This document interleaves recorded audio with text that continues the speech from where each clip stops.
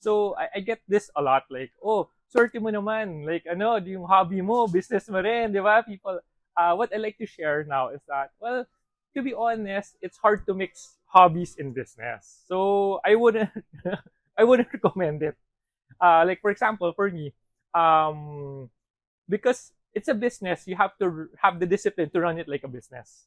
So if you think of it as a hobby, obviously you will lose money because you will only buy stuff that you like.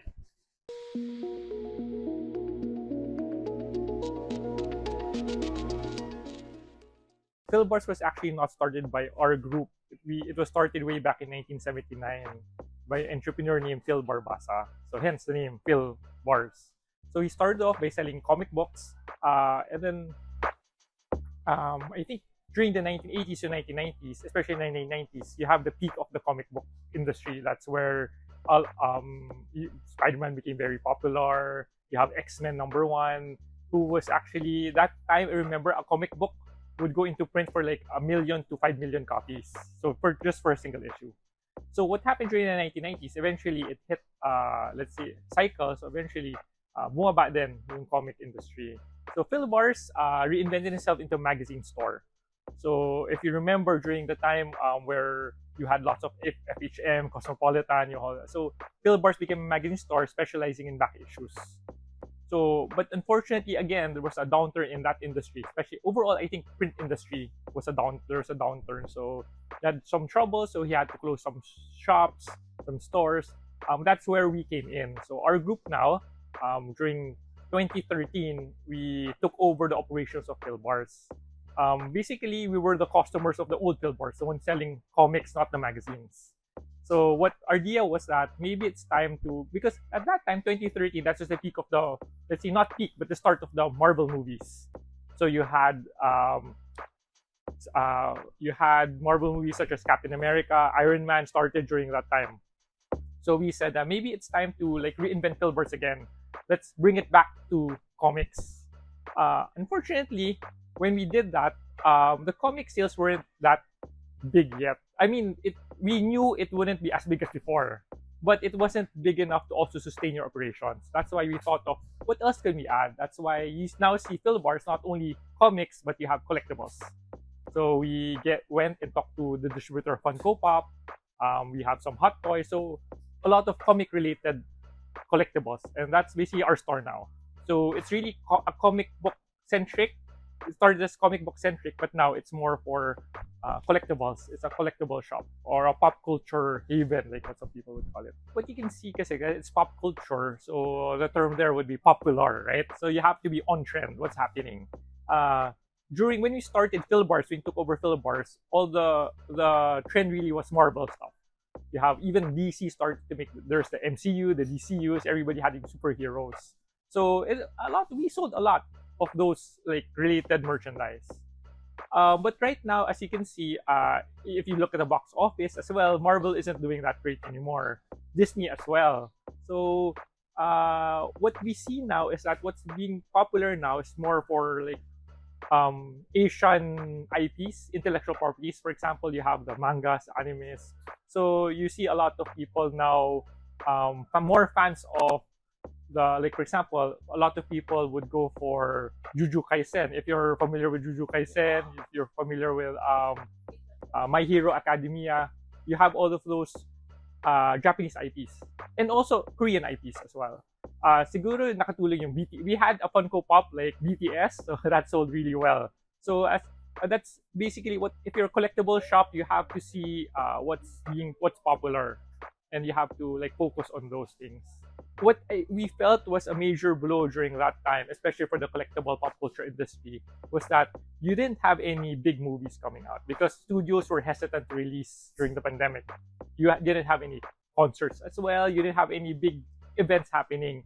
And so that had a halo effect on the collectible. So there's no new movie, there's no demand for any collectible.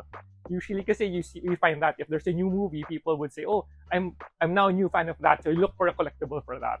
So during the pandemic, the 2 years of pandemic, if you remember, people released it in streaming. There was no like movie houses open, so that kind of like discouraged also like new products coming in. But you had the old collectors, the old fan base, yan, regular naman sila.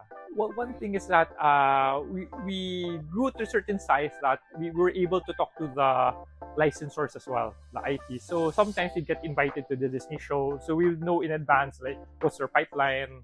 DC would also share with us the pipeline, or the suppliers would share like, oh, these are the movies coming up. So it will help you prepare, forecast your orders. That's the problem in a collectible. If you run a collectible shop, the problem with running collectible shop is that a lot of times the principal, the one making the collectible, can't share a lot of info because it would be a spoiler. So sometimes what would happen is that you would order a product not knowing what it is. So when it comes out, you have a range of products. Sometimes if you don't get your order right, you'd have, for example, like a lot of the not popular figure, and then you get stuck with that, and suddenly you have this figure that suddenly sells out like in a day or two. So that's inventory management is a problem it's a challenge in the collectible industry. If you remember, Funko had that problem. They had a press release that they had to get rid of like millions of dollars worth of Funko products because it was just taking up too much warehouse space. So I get this a lot, like, oh, swerte mo naman, like yung hobby mo, business mo rin, di ba? People, what I like to share now is that, well, to be honest, it's hard to mix hobbies and business. So I wouldn't, I wouldn't recommend it. Like for example, for me, because it's a business, you have to have the discipline to run it like a business. So if you think of it as a hobby, obviously you will lose money because you will only buy stuff that you like. And maybe like that's my lesson as well, because we cater to a lot of fandoms. I can't call, like for example, now I'm still let's say a Spider-Man fan, but I have to realize that people now don't like, they don't buy a lot of Marvels anymore. So I have to re-educate myself into like animes. What would happen is that even you're now forced to research something you're supposed to be a hobby. So if you mix parang discipline na, I need to be updated with that, even if you don't like the stories and like that, you're forced to look at it as well because you would need to be like, it's your business. So if you think it's fun to have a business like a hobby, it's not, because if you treat your business like a hobby, you won't make money. You have to realize in a business, more often than not, you're not just the target market. You have other customers as well. So if you just focus on what you like, you're basically limiting the growth of the business. So you have to see like, oh, what else would the market like? Like now, we're looking at maybe what would the kids like? Because eventually the kids will become your market as they go adults. So ayun yung strategy namin ngayon. We're thinking at, oh, maybe we can catch them when they're young. What do they watch? What do they like? Like what I shared with you, I see even in terms of comics publishing, you see the IPs moving to more Japanese, Korean inspired.